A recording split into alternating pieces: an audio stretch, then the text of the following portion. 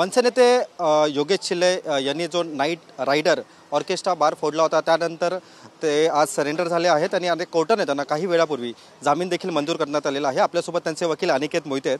मोहितेजी, खरं तर TV9 मध्ये आपलं स्वागत आहे। नक्की युक्तिवाद कसा राहिला? युक्तिवाद असं बोलायला गेलं तर सर्व जे काही पोलिसांनी जे सेक्शन लावलेले होते ते पूर्णपणे बेलेबल सेक्शन होते। यामध्ये जर आपण पाहिलं तर 7 वर्षाच्या आतमधले सर्व जे कलम होते ते 7 वर्षाच्या आतमधलेच होते। ही जी घटना घडली एक दिवसापूर्वी आपले कोळके येथे जो महाराष्ट्र सैनिकांनी जो नाईट रायडर्स जो लेडीज बार फोडण्यात आला त्याच्याच रिलेटेड हा गुन्हा आपला दाखल झालेला होता। काल आम्ही स्वतःहून हे सर्व जे आरोपी आहेत ते सर्वांना आम्ही सरेंडर केलेलं आहे। खरं तर यामध्ये जर पाहिलं तर 41(1) नोटीस देऊन आपलं सहकार्य करता आलं असतं, पण कुठेतरी प्रेशराईज म्हणू शकतो आपण यामध्ये। तर त्याच्यामुळे या सर्व जे कलम जर आपण पाहिले तर सर्व बेलेबल कलम होते। त्याच्यामुळे मेहरबान न्यायालयाने यामध्ये त्यांना जामीन मंजूर करण्यात आलेला आहे आणि मेहरबान न्यायालयाने PR बॉन्डवर त्यांना आदेश दिलेले आहेत। हे अजून निर्देश वगैरे काय देण्यात आले काय कोर्टाकडून?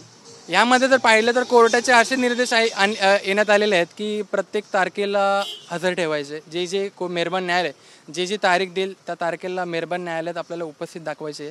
तसेच पोलिसांना वेळोवेळी जी काही माहिती असेल किंवा त्यांना कुठली एखादी असेल की बाबा एखादी गोष्टीची माहिती असेल ती पूर्णपणे पोलिसांना सहकार्य आपल्याला करण्यास सांगितलेलं आहे। खरं तर बेलेबल कलम लावण्यात आले होते, मात्र बेलेबल कलमामध्ये नोटीस देऊन सोडण्यात येतं, तरी देखील त्यांना आज पोलिसांनी अटक केलेली आहे आणि कोर्टात त्यांना दाखल करण्यात आलेलं आहे। ही गोष्ट जेव्हा आम्ही युक्तिवाद करताना जेव्हा आम्ही कोर्टाच्या निदर्शनात जेव्हा आणलं त्या कोर्टाने उलटं विचारण्यात आलं की बाबा 41(1) नोटीस आपण देऊन चार्जशीटसोबत आपल्याला हजर करता आलं असतं, पण कुठेतरी हे करण्यात आलं नाही। लेकिन आमचा युक्तिवाद जो होता तो 41(1) नोटीसला पण धरून होता की बाबा 41(1) नोटीस देऊन यामध्ये जर सोडण्यात आलं असतं नोटीस देऊन आणि जेव्हा चार्जशीट दाखल होईल त्या टायमिंगला आपल्याला जामीन घेता आला असता। पण ठीक आहे, काय असो, काय प्रॉब्लेम नाही, जामीन सर्व महाराष्ट्र सैनिकांना मंजूर करण्यात आलेला आहे।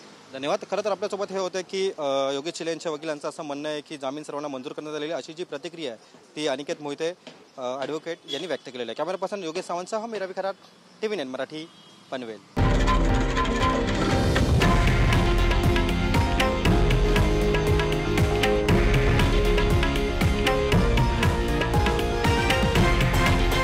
हे आहे देशातील नंबर 1 न्यूज नेटवर्क आणि आपण पाहत आहात TV9 मराठी, एकमेव।